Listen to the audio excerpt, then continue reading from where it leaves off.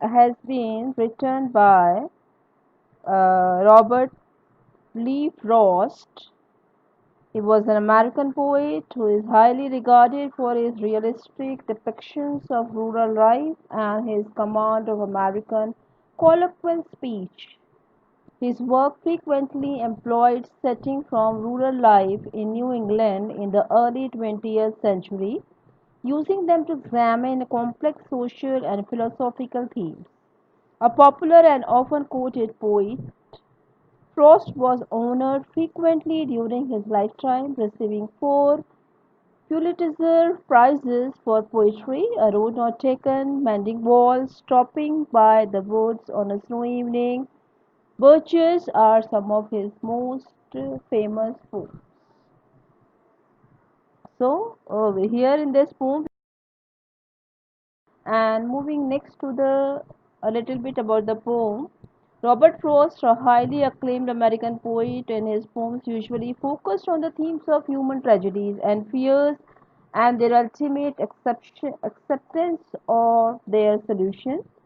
And especially in this poem, A Roadside Stand, he deals with the lives of poor, deprived people of the villages with a clarity that is perceptive and at the same time portrays his deepest sympathies and his feelings of humanity.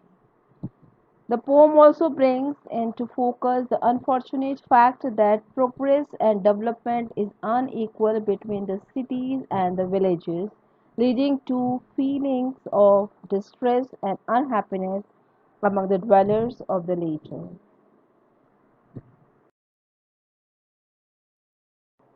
Now, moving on to the very first stanza, the poet says, "The little old house was out with a little new shed in front at the edge of the road where the traffic sped."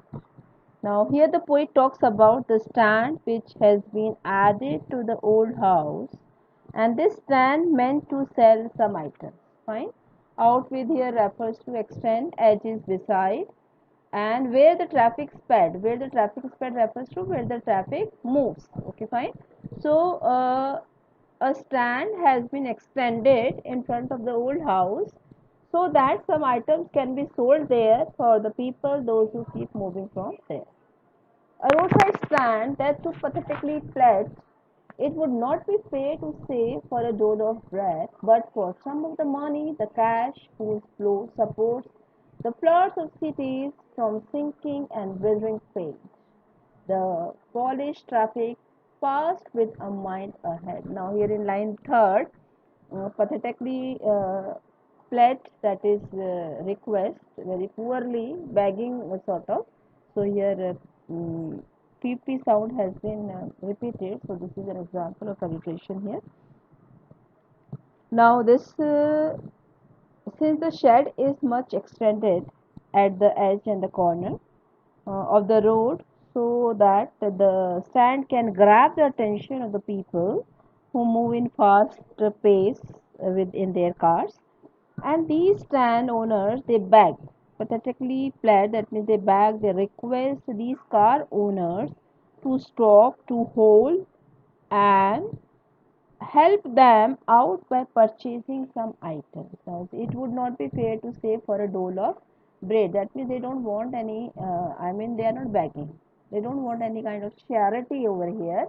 Simply it is that they want that whatever the items they are selling, those items can be purchased by these people for some of the money, the cash whose flow support the floods of cities from sinking and withering faint, so that since there will be if the when these people will buy something from these stand owners, so there will be a flow of support, there will be economical support to these people, and we can save these people, the people those who own the stand, we can save these people from sinking and withering. We can save them going worthless down and losing their glamour here. So the most important thing is that these people are not begging for a piece of bread, a dole of bread that refers to a piece of bread, but they want a respectful earning. by selling their items, and these villagers have for the city money so that they can live their livelihood, fine, they can sustain themselves. And very importantly, polish traffic, this is transferred appetite, this is one of the figures of speech. That means that when we are not talking about any traffic which is polished or which is very clean or clear, fine, here polished traffic refers to, polish here refers to the lavish people, right? And traffic, the people those who own car, that means definitely they have their high standard in the society, that is how they own their cars. So the polished traffic, the people, those traffic here refers to the people those who own car. So these, the polished traffic pass with the mind ahead, they are moving, they hardly see here and there, so that they can help these the people, the stand owners. They have their they pass with the mind ahead, that means they are moving ahead, they are there, they are filled with their mind destination, they have their own destination, and they don't look here and there to help them out. They are focused towards their own destinations, right, not paying any attention or any heed to these roadside stands. Now for the next one, or if ever sighed a moment, then out of sorts at having the landscape mirrored with the artless paint, or sighs that with N no turned wrong and S turned wrong, offered for sale wild berries in wooden quarts, or crooked naked golden squash with silver warts, or beauty rest in the beautiful mountain sea. Now the poet is talking about, or if ever sighed a moment, that means they don't stop for even for a moment. Then out of sorts, that means when these roadside stand owners, they don't see these people, those who own the car, stop there. They become a bit annoyed and they are unhappy because their purchase will definitely financially help them out. So these people, the car owners, they do not generally stop or show any kind of concern for these country dwellers. And but if they pause momentarily to have a look at these people, they are critical of them. At having the landscape made with the artless paint, that means these city people feel that these people, that means these rustic people, the stand owners people, they spoil the beauty of landscape and or scene.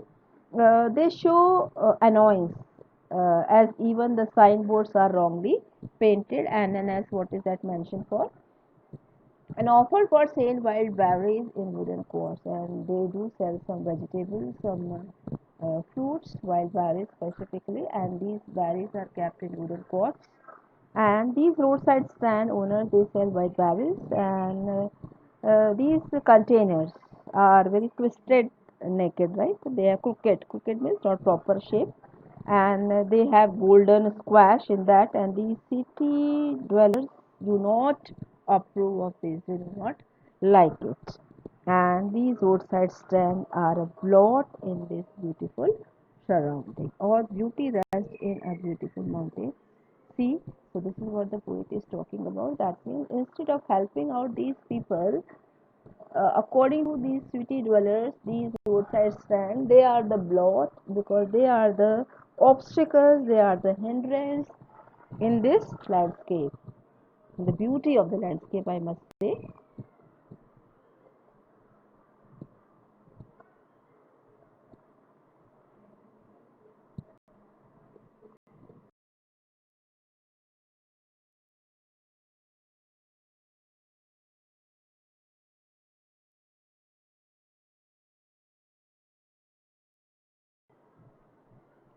Now, moving on to the next lines, the poet says, "You have the money, but if you want to be me, why keep your money and go along?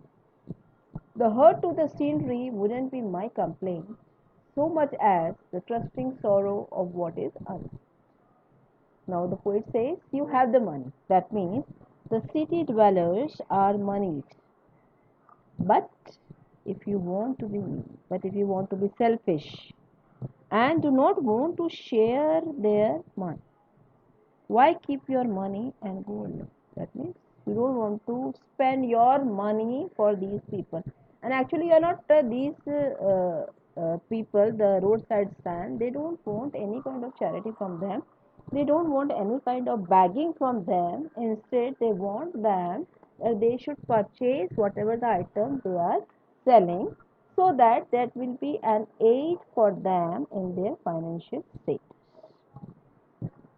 Now the poet says that the hurt of the sea they wouldn't be my cup.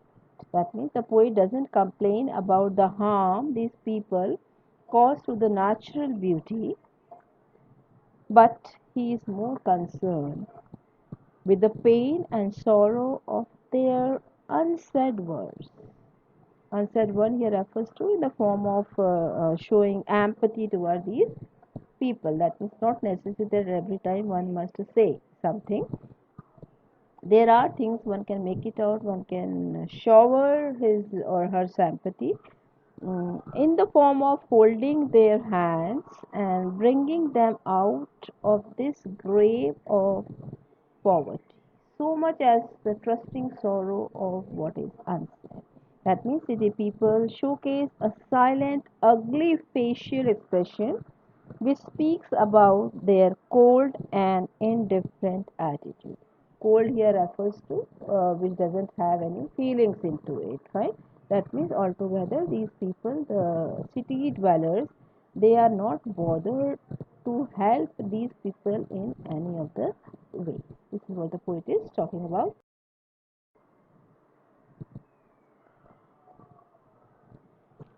Now, moving on to the next lines. Here the poet says, here far from the city we make a roadside stand. This is what these people, the roadside stand owners, they are saying.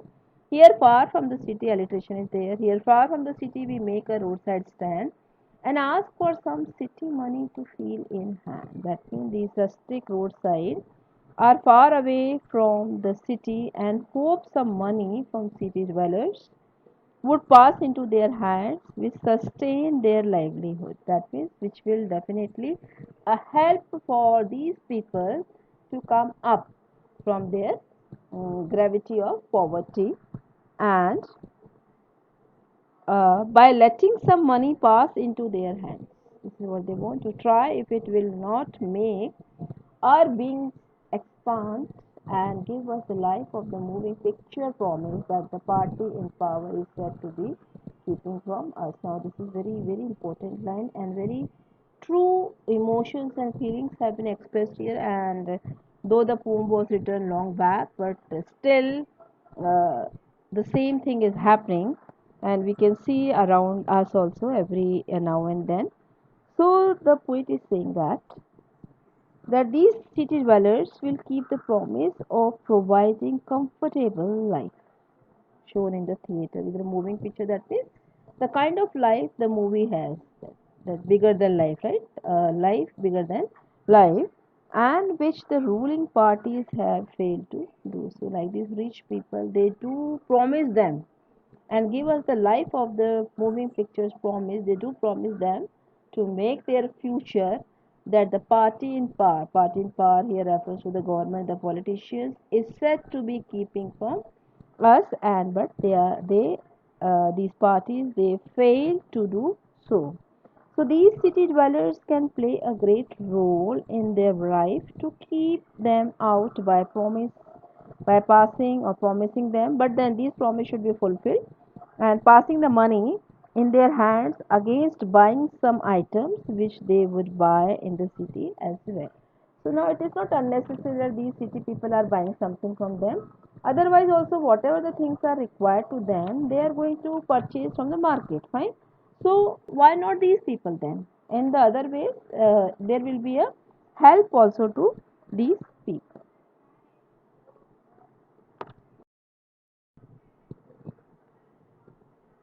Now moving on to the next stanza, the poet says, "It is in the news that all these pitiful kin are to be bought out and mercifully gathered in to live in villages next to the theatre and the store, where they won't have to think for themselves anymore, while greedy good doers, beneficent beasts of prey, swam over their lives, and forcing benefits.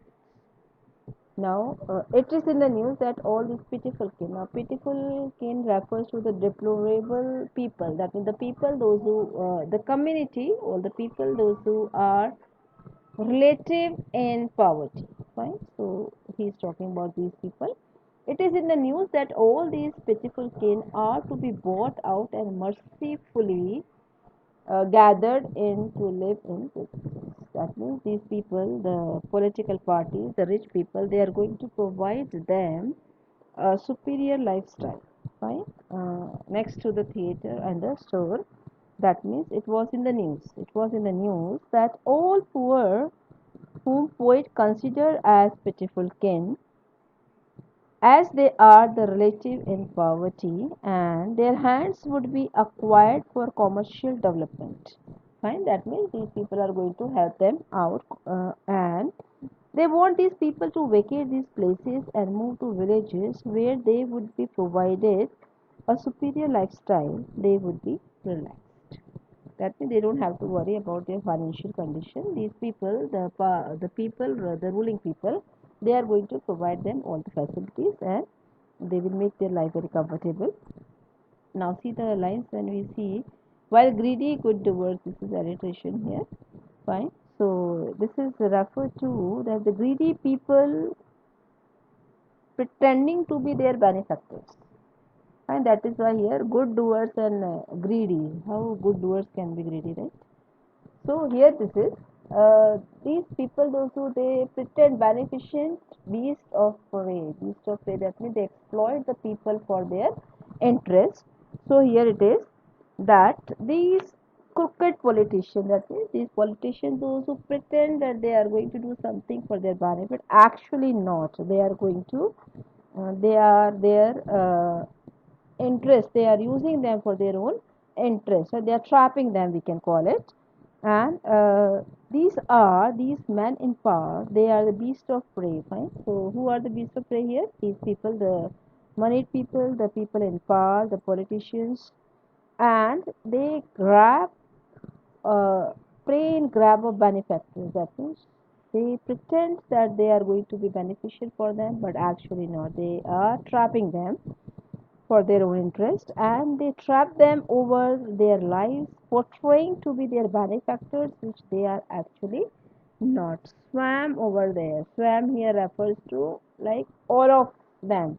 They move toward these people and they do talk about how they are going to make their life superior lifestyle. They are going to provide them a superior lifestyle, and this is how they trap them over their lives and forcing benefit, pretending, portraying them to giving them some benefit. That means they will be provided with better living standard and not suffer of pangs of insecurity. That means these greedy people, these politicians, they do make false promises.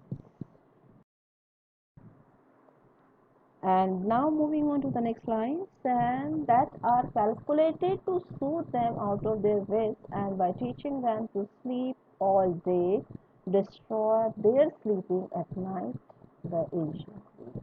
And they are calculated, very planned. They that here refers to the promises. These promises which these politicians and the rich people they make for these poor people, these plans are very calculated, that is very properly designed and planned to soothe them out of their wits. Soothe here refers to calm them, to make them understand that yes, they are doing something for the betterment of them, and use them out of their wits. Their wits here refers to my intelligence. Very plan in a very planned way they trap these poor people, and by teaching them to sleep all day, that means they don't have to worry about and relax. They are going to provide them a life which is full of relaxations, and actually they portray a relaxed life to them, but actually they destroy their sleeping at night the ancient way. Actually what they do is they manipulate them. Fine, because these people know how to take benefit from these rustic people, so they play a mindful game to make them calm and pacify, and by making fake promises and assurance They teach these innocent people to sleep over. Sleep over, that means relax. And but in reality, they take away their peace and sleep through exploitation that prevails economic disparity. That means they take away their sleep also, and this is how it is disadvantageous for all this.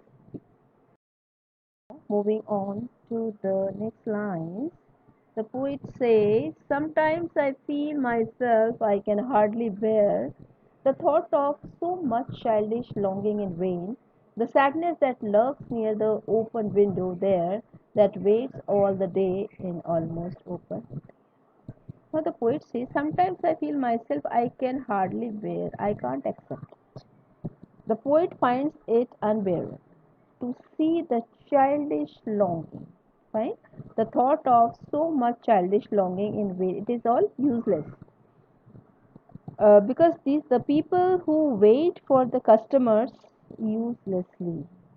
The unexpected wait of the country folk for some good to fall into their share. They do expect the sadness that love attracts, waits, hopes.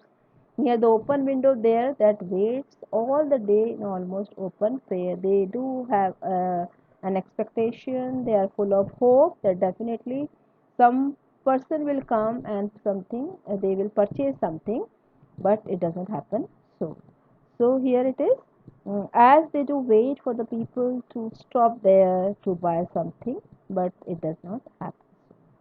And this sadness, now this sadness is unending, and it is full of gravity. Now moving on to the next line. For the sequel of break, the sound of a stopping car, of all the thousand selfish cars that pass, just one to inquire what a farmer's price are, and one did stop but not to flow up grass, using the yard to back and turn around, and another to ask the way to where it was. Now for the squeal or break sound, squeal here refers to sound. Now these rustic they wait for the shrieks or brakes. Shriek or brakes refers to stopping of a car, and then they are hopeful that definitely they are going to purchase something, and which might raise their hope for some city money to flow into their hands. But this hope is in vain. Of all the thousand selfish cars, see the cars have been considered as selfish. No, so here this is again a transferred epithet. This is one of the figures of speech. Now here cars are not selfish. The people sitting in the car, they are selfish. Right? So that is how that is what the meaning of transferred epithet is. That pass just want to inquire what a farmer's price. At times it does happen that some car stops there and they don't have any intention of buying anything. They simply move to the farmer or the stand owner just to ask for the price, and one did stop but only to flow up grass. At times one car comes and stops there, but it stops only to flow up grass to take a turn in using the yard to back and turn around to change the direction, and in using the yard to back and turn round, and another to ask the way to where it was now. So here two reasons are given in case if any car stops. So the poet is giving the reason just to change the direction, or at times these people do come to these stand owners and ask them about the ways. Fine. So only flow grass here refers to they dig up grass to turn around to change the direction.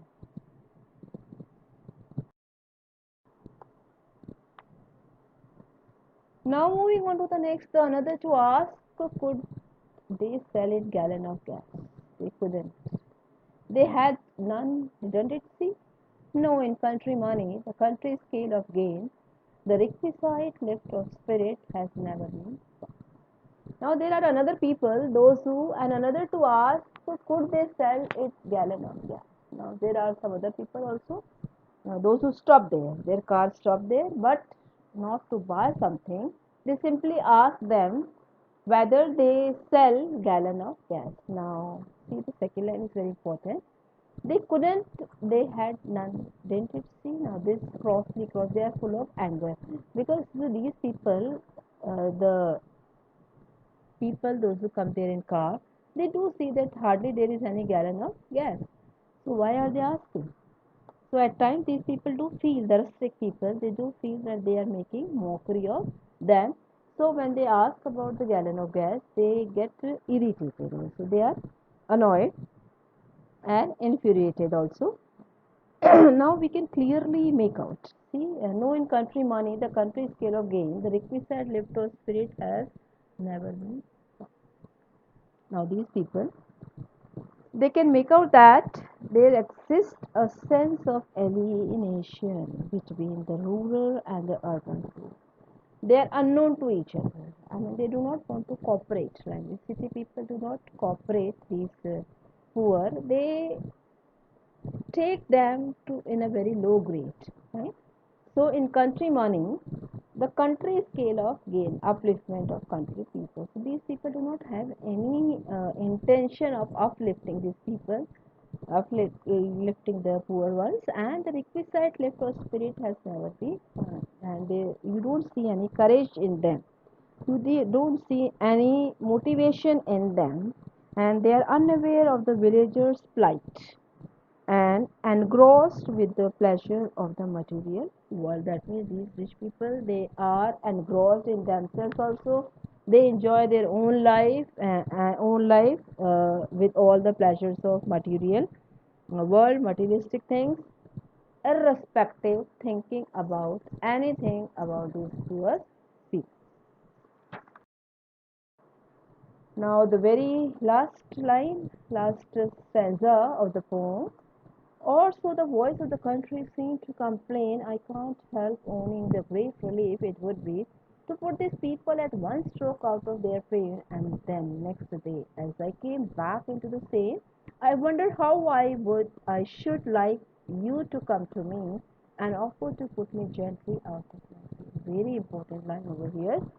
So the poet says, or so the voice of the country seems to complain. Voice of the country here refers to the voice of these poor people. It seems to complain, they do protest against these rich people. I can't help owning the great relief it would be. So, though the poet wants, there has to be a relief for these people, but he can't help them. It seems as if the country voice is in complaint to bring them out of their pain in one stroke and in a blow or with a knock. See, to put these people at one stroke, at once, to knock them out, to blow them out of their pain. And then next day, as I come back into the same. So, altogether, the poet is talking about that the poet wants a miracle to happen so that at once, in one blow, the condition of these people can be changed. But he is full of pain also because it has been long time and these poor people are suffering in the same manner. There is hardly any change in their lifestyle. So he is full of pain, and then he says that, and then next day, as I come back into the same means sense. Next day, when he realized what he was talking about, but as soon as the very next moment, the poet came in his sense, he realizes that his thought of talking out these people at a stroke is futile. It is of no sense because to put out of them their pain of changing the condition of these people, the poet is agonized, he is full of agony, he is full of pain to see the miseries of these people, these shed owners. And I wonder how I should like you to come to me and offer to put me gently out of pain. He is requesting. He doubts. He doubts, is there anybody who can take out very softly, very tenderly me out of this pain? Now, when he's saying that he wants himself to come out of this pain, that means indirectly he's talking about the support or the help or the aid which can be given to the poor people, and the poet wishes that these shed owners or these villagers, they should also experience the satisfaction of the life. They should not struggle all the time with their poverty. They should come out. He doesn't want them to make them rich, fine. At least they should have a satisfactory life that comes from the feeling of well-being and contentment. At least they should be contented, they should be satisfied with the lifestyle they live. But then he questions, this question is very uh, wisely asked. He is saying that I wonder, I doubt that will the day come when these people will also have a very satisfactory and a comfortable life. He doesn't want them to have a lavish life, but the only thing is that let them be contented with the lifestyle of their. I hope you must have understood the poem, and now moving on to some assignment. And I must say, thought-provoking question. So here the first one goes. How does the poet comment on the divide between the rich and the poor through his poem? So now here the poet is talking about the difference between the rich and the poor, the lifestyle of rich and the poor. So what are his comments on this thought? So this is what I think the whole poem is related to that. So you will be able to answer. And now moving on to the second one, very important question. The government and other social services agencies are responsible for the poverty in the village folk. Explain this statement through this poem. That means who are actually responsible. It is not that we cannot take out these people out of their poverty. Definitely it can be done. But then why it has not been done? It's not very, we can't say that at once it can be done, but definitely slowly and slowly we can do it, but it has not been done yet. Fine. So who all are responsible for this? Now moving on to the next question, the poet says, discuss in brief, the economic well-being of a country depends on a balanced development of the villages and the cities. Like we cannot have a a big gap between the life of village and the life of city. At times we do see that the cities are flourishing like anything, and similarly, on the other hand, the villages are in dirt. So, the economic well-being of a country depends on a balanced development. It cannot be that cities are developed enough, and similarly, on the other hand, the villages are in dire condition. So that will never help any country to have a balanced development. Right? So this is what we need to talk about. I I hope you all must have understood the poem.